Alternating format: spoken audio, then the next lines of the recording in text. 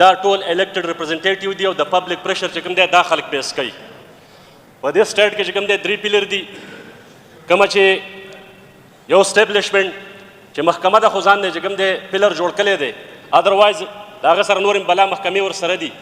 دویم بیراکرسي افسرشاهي، دلته زموږ سره په دې لابس کې ناست دي.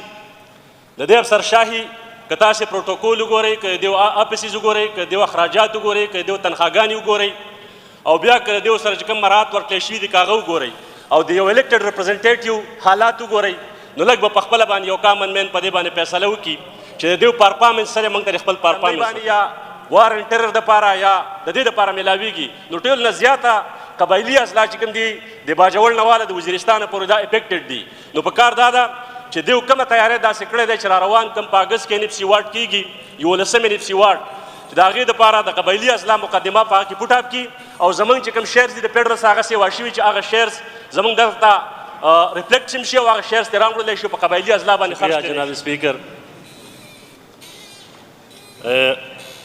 زما نه مخکې چې کوم دی ملګرو خبرې مو کړلې او بیا صوبیه شاهد صاحب چې کومه دی یو ډیمانډ وکړلو، بیا سی ایم صاحب په هغې باندې چې کوم دی خپل اوپینین ورکړل. د عوامي نیشنل پارټۍ ډېره کلیر پالیسي ده په دې حوالې سره و چې کله په نیشنل اسمبلی کې چې څومره هم زمونږ امیونیز دی او د هغې تنخواګانې سیوا کړي، نو ټول نه زیات کرټیسزم پې چې کومه دی موږ کړی و.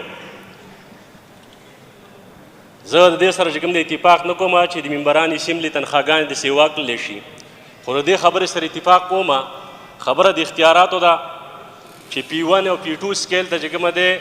دا ممبران رسول ځکه پکار دي چې دا ټول الیکټډ ریپرزنټیټیو دي او د پبلک پریشر چې کوم دی دا خلک پیس کوي. په دې سټیټ کې چې کوم دی 3 پیلر دي، کومه چې یو اسټیبلیشمنټ چې محکمه د خو ځان دی چې کوم دی پیلر جوړ کړی دی،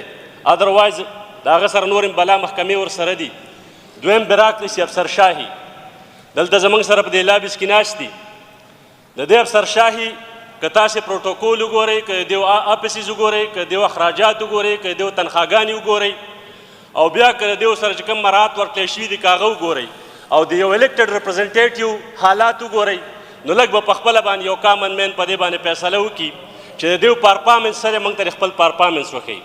زه د فاینانس ډپارټمنټ خبره کوم جناب سپیکر صاحب. فاینانس ډپارټمنټ د دې جون په میاشت کې چې کومه دی موږ له ټیکهداران راځي او هلته راته جاړي چې زموږ دلته 18% او 16% کمیشن اخلي، نو هلې موږ ته فنډ ریلیز کوي. دا زه د سی ایم صاحب په نوټس کې راولم چې په دې شیز باندې لږ فوکس وکړئ. په دې باندې چې کومه دی بیا زموږ منتخب نمایندګان بدنامیږي چې ولې دی دا پیسې چې یو فنډ یو سکیم چې کوم دی اپروو شوی دی، د هغه دپاره فنډ چې کوم دی لوکیټ شوی دی، نو هغه فنډ وخت په وخت باندې ورته جاري کېږي که نه. دی د جون میاشت ته وساتي، بیا په جون کې د دغه 18% او 16% اخلي، د هغې په بنیاد ته چې کوم دی بیا فنډ ریلیز کوي. نو د فاینانس ډپارټمنټ کارکردګي خو همدغسې کې چې کومه دی واضحه کېږي. زه راځم جناب سپیکر صاحب، دلته ذکر وشو د PFC پروینشل فاینانس کمیشن، نو د NFC ذکر خو موږ ډېر زیات کوو، په NFC باندې خبره هم کوو. زموږ چې کومه دی دلته محترم مشیر صاحب ناست دی، نان الیکټډ ممبر دی،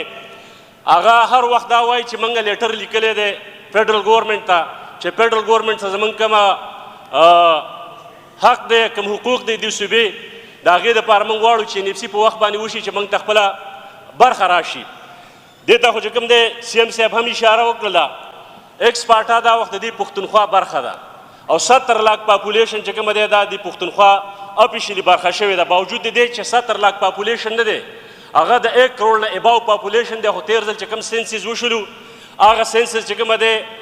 ټولو پاټو ریجیکټ کړي، صحیح سرشمېرنه نه وه شوې. نو ګنې دا د 1 کروڑ پاپولیشن دا د دې صوبې پراپر برخه شوې ده، داسې رقبه د دې صوبې پراپر برخه شوې ده. او بیا د ټول نه اهم پوینټ دا چې موږ ته په NFC کې 1% شیر دا په بدامنۍ باندې یا وارن ټرر دپاره یا د دې دپاره میلاویږي. نو ټول نه زیاته قبایلي اصلاح چې کوم دي د باجوړ نه واله د وزیرستان پورې دا افیکټډ دي. نو په کار دا ده چې دیو کومه تیاری داسې کړی دی چې را روان کوم په اګست کې NFC واډ کېږي، 11 NFC واډ، چې د هغې دپاره د قبایلي اصلاح مقدمه په هغه کې پوټ اپ کړي، او زموږ چې کوم شیرز دي د فیډرل څخه هغه سیوا شوي چې هغه شیرز زموږ دلته ریفلیکټ هم شي او هغه شیرز ترې راوړلی شي په قبایلي اصلاح باندې خرڅ کړلی شي. فاینانس ډپارټمنټ کله چې دلته زموږ وزیر قانون صاحب بجټ سپیچ کاوه نو په خپل بجټ سپیچ کې چې کومه دی د قبایلي اضلاع دپاره په هغه یو سپیچ کې یو ځل 292 ارب روپۍ شو کړي دي چې دا زموږ کرنټ او ډیولپمنټل بجټ دی د قبایلي اضلاع دپاره او په هغه سپیچ کې چې کومه دی بیا 298 ارب روپۍ شو کړي دي چې لږ یو څو 15 پاڼې مخکې لاړ شي چې دا زموږ د قبایلي اضلاع دپاره کرنټ او ډیولپمنټل بجټ دی